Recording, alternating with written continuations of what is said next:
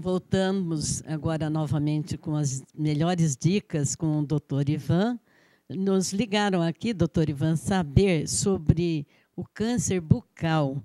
Como que se deve assim se prevenir? Qual é a forma de prevenir? É uma pergunta interessante. Sobre câncer bucal, a gente poderia estar falando aqui a tarde toda, mas nós vamos tentar resumir um pouquinho, tá? Durante algum tempo, o câncer bucal ele era muito prevalente no Brasil. Na verdade, ele chegou a ser o quinto em relação à quantidade de câncer. Tudo isso? Na verdade, a odontologia é uma coisa meio complicada nesse sentido, né? O pessoal, eles acham, tem muita gente que pensa que odontologia é cárie, tratamento de canal, gengiva, quando na verdade odontologia é bem complexa. A cavidade oral, o sistema que a gente chama de estomatognático é muito complexo. Então, o câncer bucal, durante muito tempo, ele ficou, eu acredito até que tenha melhorado, mas quinto em relação aos cânceres. É um dado importante isso aí. E o mais importante de tudo, e o mais triste de tudo, é que muitas vezes é porque o paciente não observa, porque não foi instruído. Por quê? Porque as televisões não mostram essas coisas, né? Deveria mostrar, a televisão né? gosta de mostrar programas, bobagens, na verdade, né? Acho que na maioria das vezes, né? Infelizmente. Então, por exemplo, o indivíduo que está usando uma prótese cortante, tá? Então a prótese fica cortando a língua dele durante um tempo e ele deixa. De repente ele até acostuma, porque às vezes as pessoas até acostumam com a própria dor. Mas um corte simples? Às vezes um corte. Então ele fica com uma prótese, uma dentadura, uma ponta imóvel, aquelas que tem ganchinho, enfim, né? E fica cortando a língua. Olha aí, gente, durante cuidado, um tempo, hein? né? Ou uma afta que fica ali um tempão, não cura. A afta também? Uma afta que aparentemente é uma afta e de repente não é. É uma lesão branca. E como que fica sabendo? Entendeu? Fica muito tempo. Entende? Então, mas essas aftas que vai e volta? São recorrentes, porque aí a gente tem que tomar cuidado, que existem aftas e existem leucoplasias, que são parecidas, entendeu? Por isso o indivíduo tem afta recorrente, que é diferente de herpes, viu? Herpes já é diferente, tá? Herpes geralmente... A herpes é transmissível. Herpes sim, herpes é transmissível. Agora, o que acontece? Em relação ao câncer, é assim, é alguma coisa que fica, uma prótese que fica cortando, e ele fica um tempão com ela, ou existem próteses até que eles fazem, porque fica difícil adaptar, então eles fazem um buraquinho no meio da prótese. Isso é criminoso. É um perigo. Isso é criminoso. Por quê? Porque o indivíduo coloca, e isso existe ainda hoje, viu, no Brasil, infelizmente, tá? E aí o que eles fazem? Eles fazem um artifício, fazem um buraquinho, porque é o que acontece? Aí a gengiva literalmente ocupa ocupa o lugar do buraquinho e fixa, né? Porque forma um vácuo ali, entendeu? E aí você retira aquilo está uma lesão, né? E isso, infelizmente, ainda existe no Brasil, tá? E se faz muito isso. É proibido? Proibido não, isso dá câncer. Isso é extremamente perigoso. E por que ainda usam? É interessante que hoje mesmo, é até interessante, né? Hoje mesmo eu vi uma coisa parecida com essa. E por que deixam? Deixa por quê? Porque fica difícil, o indivíduo não tem habilidade para fazer, não tem consciência, né? Então ele fala, legal, vou fazer a prótese, mas não para, então vou fazer um buraquinho nela e tudo bem, tá? Ou mesmo próteses que não tem ganchinho, sabe? Hoje até tem uma prótese que a gente chama flex, que é uma prótese moderna que surgiu, que não tem o ganchinho, mas tem um aparato que substitui e não fica pressionando, porque o problema, por exemplo, da prótese, por exemplo, uma prótese total, uma dentadura, ele pressiona por inteiro. O que não pode é ficar pressionando uma área só. Se você pressiona uma área só, você cria isquemia, ou seja, falta de oxigênio. Estão aqui perguntando sobre a ortodontia que põe aquele aparelho na boca. Isso não tem problema. Não tem? Isso não. Isso a ortodontia não tem problema nenhum. Porque está mexendo com um dente, não tem problema, entendeu? Mesmo que mexa... Porque não é uma coisa fixa também. Não, pode ser fixa. Pode ortodontia ser? É outra história. O que não pode ocorrer são próteses cortantes, que fica cortando a gengiva, que fica cortando o céu da boca, o palato, tá? Ou mesmo essas próteses que tem esses buraquinhos, que a gente chama de câmara de vácuo, porque forma um vácuo, ela fixa, entendeu? Aí fala, minha dentadura tá ótima, seu dentista é maravilhoso, mas não legal. Sabe o risco aí que vai tá ver, correndo. tem um buracão lá dentro, tá certo? Não sabe o risco, né? O risco que corre, né? Então, isso é falta é inescrupuloso fazer isso, né? É assassinato fazer isso, é uma coisa terrível, porque você está provocando um problema muito sério. E outra coisa importante, Dercília, é dizer o seguinte, tem muita gente... Por exemplo, cachimbo mesmo pode causar câncer. Cachimbo? Por quê? Porque fica... né? Então, tem muita gente, apesar que esse hábito de cachimbo caiu bastante, mas teve uma época que muita gente fumava cachimbo. Né? Eu mesmo já fumei cachimbo. Né? Eu acho que na época, quando eu era bem mais jovem. Então, eu usava cachimbo. E cachimbo, muitas vezes, cria câncer no lábio, porque fica em contato, né? E também a nicotina, né? O quente também, né? Aquela coisa entendeu? Então, isso é tudo que é irritativo, entendeu? Tudo que é irritativo. Por isso, tudo que é irritativo, ele pode ocasionar câncer de boca. Tá certo? E outra coisa que é importante lembrar, já que a gente está falando disso, é o seguinte, as pessoas podem perceber aqui, ó, se tem gânglio, ó, aqui. Quando tem gânglio, então a pessoa tem que... Gânglio. Da mesma forma quando as mulheres sentem fazer palpação para ver se tem algum tipo de nódulo, tem que fazer direto o gânglio aqui, sentir. Olha, eu estou sentindo um gânglio aqui. Estou sentindo uma bolinha diferente. Estou sentindo uma bolinha. Aí tem que correr. Tem que ir logo para o profissional. Certo. Por quê? Porque quando tem um gânglio, que a gente chama gânglio infartado, ou seja, é um gânglio que ficou inflamado. O gânglio, na verdade, é uma área anatômica do organismo, né, que faz a defesa do organismo. Entendeu? Então, são os gânglios linfáticos, o timo, a medula óssea, o fígado. Né? Mas, e a dor de garganta, que às vezes inflama? Isso também, na verdade, uma inflamação, só que uma inflamação diferente aí. Bom. Tá? Porque inflamar, até certo ponto, é bom. Isso que é bom também. É a reação do organismo. É uma reação, entendeu? O que não pode é edemaciar. Entendeu? Por exemplo, se você tira um dente e inflama um pouquinho, ótimo que inflamou. O que não pode é ficar assim, ó. Não pode inchar. Inchar e inflamar é a mesma coisa. Eu estou falando edema.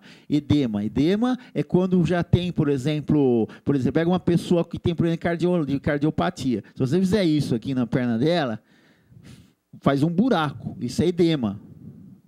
A gente chama de sinal de cacifo, que é um dos sinais do cara que tem problema de coração. De coração. Sinal de cacifo, que às vezes a pessoa também não sabe. Mas aí, se você apertar e ver, ele tem falta de ar e tal. Então, isso é um edema. Isso não é bom, nunca. Agora, inflamar é bom. Porque quando não inflama, você não tem o reparo do tecido. Por isso que o melhor anti-inflamatório é o que beneficia isso. Por isso que não pode também dar qualquer tipo de anti-inflamatório para qualquer tipo de paciente. Porque tem que saber a causa. Entendeu? E sobre a importância da língua nas obstruções das vias aéreas superior. Na verdade, isso também é uma coisa muito importante, porque a língua...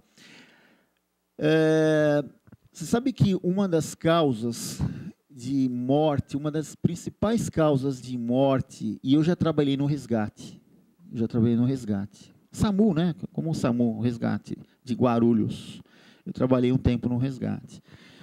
A principal causa de morte, hoje, uma das principais, é obstrução de vias aéreas superiores por língua. De que forma? Por quê? Porque a língua, ela acaba como que caindo nessa região posterior aqui da garganta e obstrui. E a pessoa não respira. Entendeu? Então, o que acontece? Toda vez que alguém, por exemplo, vou imaginar que alguém engula alguma coisa. Porque o fato de engolir alguma coisa, você tem o trajeto normal e é eliminado. O que não pode é obstruir. Entendeu? Então, o que acontece? Se você engole, vou imaginar que você faz uma extração de dente. Isso também é muito importante, quem está nos ouvindo, que tem muita gente que pensa o seguinte: vou fazer uma extração de dente num dente de criança, um dente descido, que chama, né? O pessoal fala dente de leite, dente descido. Tirar dente descido é perigosíssimo. Nossa, eu não sabia, não. Por quê? Porque a criança... Primeiro, a gente tem que evitar tirar. Tem que tentar... Mas e quando ele cai só? Isso é melhor. Isso que é o ideal. Porque ele caindo só, o outro vai nascer praticamente no local que tinha que nascer. O que não pode é tirar precocemente o dente. Isso que é perigoso. Quando tem indicação do ortodontista, sim. Mas não chegar e falar, vou tirar porque está molinho. Isso não. Deixa que ele caia sozinho, até melhor. E extração de dente descido tem que tomar muito cuidado. Por quê? Porque a criança, ela tem muita hidratação. A criança tem muito líquido, ela é muito hidratada. Então, o sangue também tem bastante, entende? Então, o que acontece? Se você tira um dente de leite, um dente descido, você vai ver que fica, na verdade, muitas vezes uma quantidade de sangue bem grande na boca. E, às vezes, a gente não enxerga. Onde está o dente? Se caiu. Por isso que, quando tira, tem que tomar muito cuidado e já pegar e jogar fora. Ou guardar, que tem muita mãe que gosta de guardar. Porque se ele não caiu, o que acontece? Não, porque ele pode engolir. Muitas vezes já vi. Entendeu? Criança engoliu o dente. Então, e isso é perigoso. Você sabe que, inclusive, outro dia, aí, infelizmente, a gente tem que dizer isso, um profissional da área, o menino morreu no carro dele, né? Porque ele fez uma extração, o menino engoliu, ele não conseguiu fazer nenhum tipo de manobra. Um dentinho pequeno. E o menino morreu no carro sufocado. Obstruiu. É mais fácil obstruir vias aéreas de criança do que vias aéreas de adulto. Entendeu? Que dá essa impressão que é o contrário, né? E como tem criança que engole moedas? Então, o fato de... É o que eu falo. O fato de engolir não tem problema, Dercílio. O fato é obstruir. Ele parar, né? Ele parar aqui, ó. Aí o que acontece? Não tem jeito. Se isso porventura vier acontecer num consultório, a gente tem que abrir aqui, ó. Sim. Entendeu? Já tem que ter preparado no seu material. Por isso tem que ter uma caixinha de emergência, né? Tem que ter preparado. Eu, particularmente, tenho. Sim. Um bisturizinho que serve só para isso. Não é bisturi de cirurgia, não. É bisturi para emergência. Então, você tem que fazer uma abertura. Aqui tem uma cartilagem cricoide, aqui tem uma rocha tireoide. Você tem que abrir aqui, literalmente, e colocar uma cânula. Porque senão obstrui, senão a pessoa morre. Entendeu? É, sufocada. Então, isso, na verdade, inclusive, quando a gente fala em curso, o pessoal fica todo... até meio, tem que dar até uma parada para o indivíduo respirar, né? Os dentistas, por quê? Porque realmente isso é um drama, se acontece. É uma emergência. Isso é uma emergência muito séria, tá? Não acontece sempre, mas se acontecer, você tem que ter em mãos. E tem que ter uma cânula também para pôr. Por quê? Porque se você não tiver a cânula, isso aqui fecha depois. Então, a hora que você abre, você tem que já colocar a cânula. Para não fechar. Isso, que a gente chama de traqueotomia. E logo conduzir o indivíduo para o hospital para depois fazer uma outra cirurgia, que é chamada traqueostomia. Entendeu? O dentista não faz faz só laringotomia, faz só abertura aqui. Entendeu? Que já é uma coisa bem violenta, né? Agora, isso é bom que se vê, porque às vezes até o profissional pode... Aqui não tem problema você abrir. O problema de abrir é aqui, né? Aqui você pega o vácuo e você mata o paciente. Né? Agora, aqui não. Aqui você só tem vértebras cervicais, que são os ossos, né? E esse músculo, né, que recobre, que a gente chama músculo cutâneo do pescoço. Aqui não tem problema nenhum abrir. Né? Mas o grande temor do profissional realmente é essa abertura. A Maria das Graças ligou aqui pedindo como que se identifica uma pessoa que está sofrendo uma parada cardíaca. É assim, ó. Parada é bom. Primeiro a gente tem que esclarecer o seguinte, ó. Parada cardíaca é diferente de infarto do miocárdio, viu? É diferente? É diferente. Parada cardíaca ou parada cardiorrespiratória, que a gente chama PCR, né? Parada cardiorrespiratória é uma coisa. Infarto do miocárdio é outra coisa. Às vezes, pode acontecer junto. O indivíduo desenvolver parada e infarto ao mesmo tempo. Pode acontecer. Pode dar os dois? Pode acontecer os dois. Mas como assim? Então, vamos esclarecer. Veja bem. Parada cardíaca, vou imaginar o seguinte. Vou imaginar que você está num lugar e o indivíduo aparentemente desmaiou. Então, ele caiu assim. Pronto.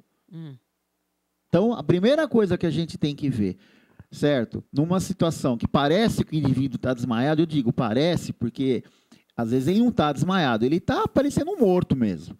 Então, a primeira coisa que tem que ver é aqui, chama pulso carotídeo, entendeu?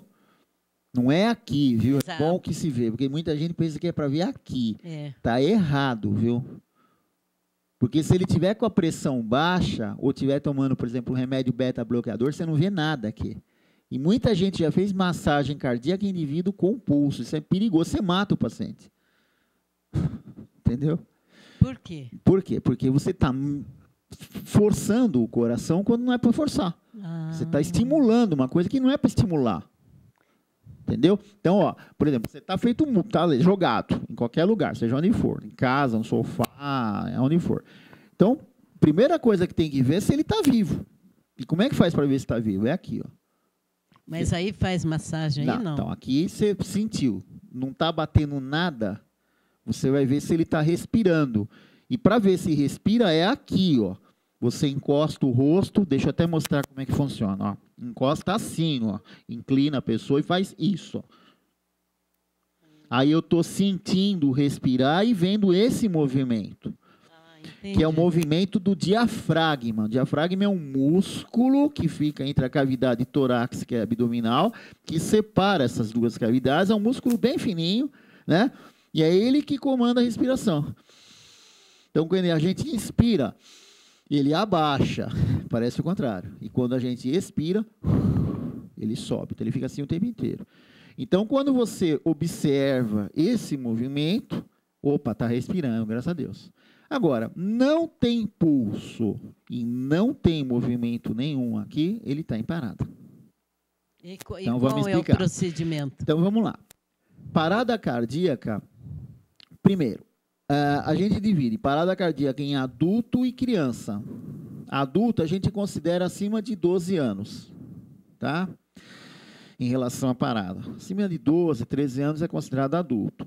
Geralmente o adulto entra em parada por uma coisa chamada fibrilação ventricular. Então, por exemplo, se o indivíduo morreu, tá? E você faz o eletro, você vai ver fibrilação, taquicardia ventricular, entendeu? Que são as principais, ou a sistolia. Mas geralmente tem fibrilação, ou seja, o coração fica batendo em média 300 vezes. E bate feito desordenado, mas sem nenhuma objetividade.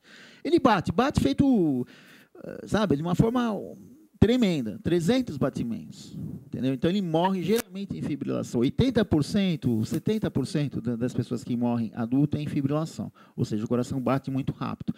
Então, se percebeu, não tem pulso, não respira, a primeira coisa que faz é chamar o socorro. Chama o socorro e fala, olha, é adulto, traga o desfibrilador. O que é o desfibrilador? É um aparelho, tá? Que eles vão colocar no coração. Que dá choque, né? Isso é o choque elétrico, entendeu? Sim. Aí você coloca o choque elétrico e aí você reverte esse batimento, entendeu?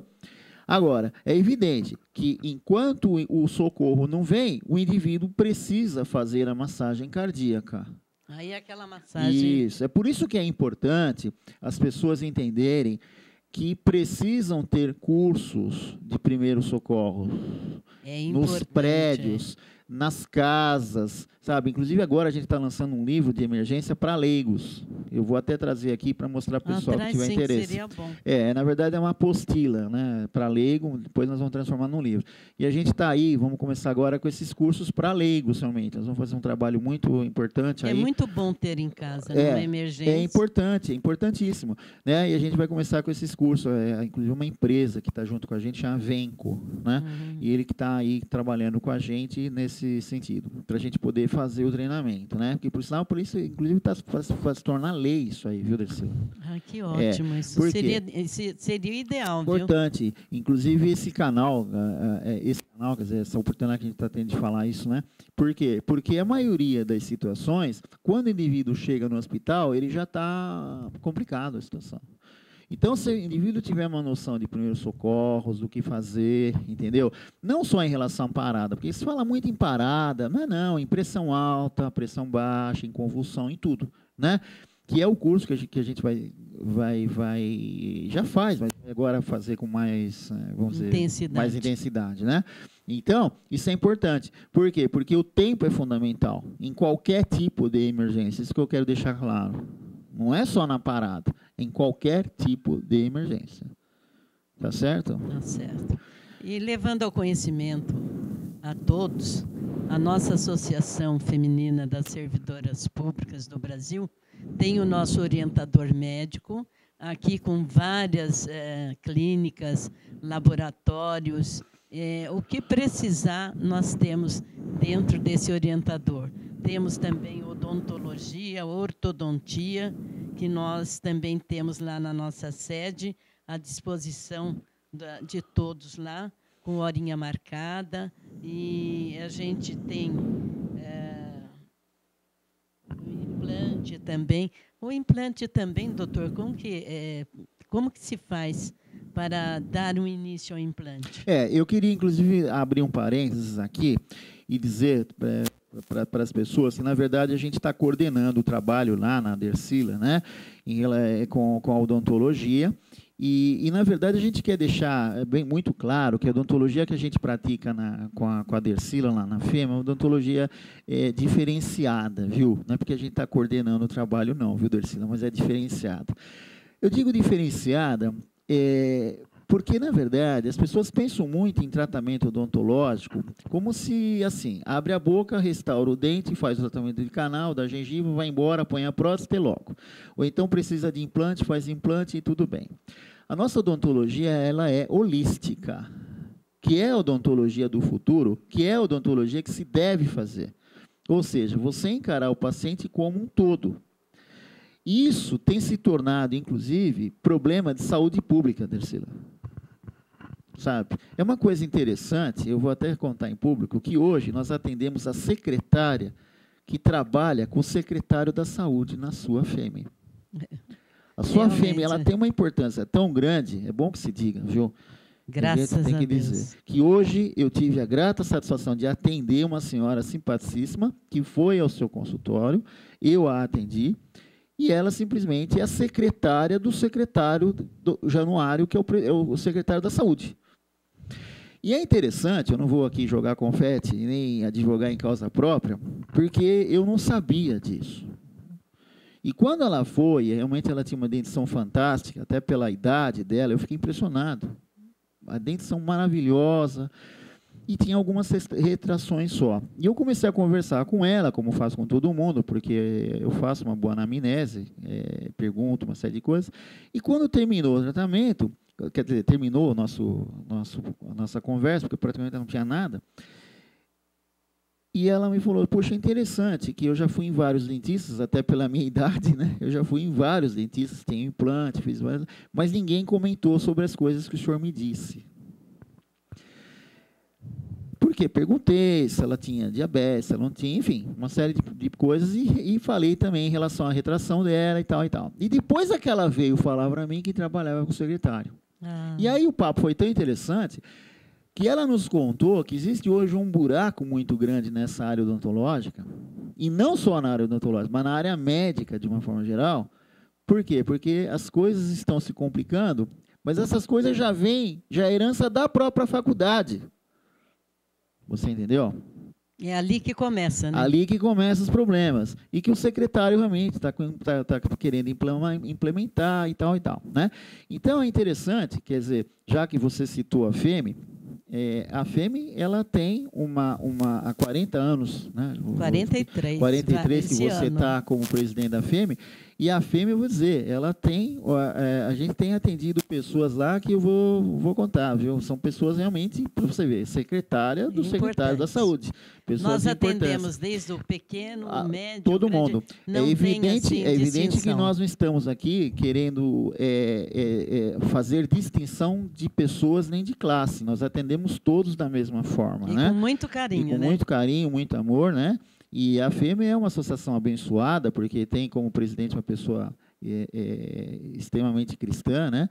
E então a gente diz isso com muito carinho, porque todas as pessoas, evidentemente, merecem o mesmo cuidado, né? Eu só estou querendo diferenciar, colocar isso, porque isso aconteceu hoje. É muito importante. E eu não sabia, o mais interessante é que eu não sabia que ela era secretária. E eu comecei a falar coisas que eu falo para todo mundo.